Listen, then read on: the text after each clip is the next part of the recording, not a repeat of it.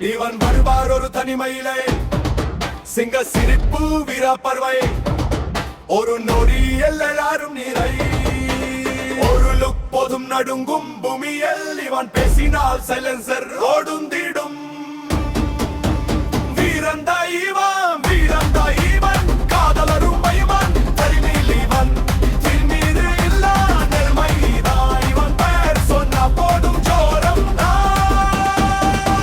காடு போல நடக்கும் கைத்து, சத்தமில்லை ஆனால் வைத்து, எல்லாவன் தானால் சேத்தனுக்கு பயம், இவன் பெயர் கேட்டால் தூக்கம் இல்லை மயம்.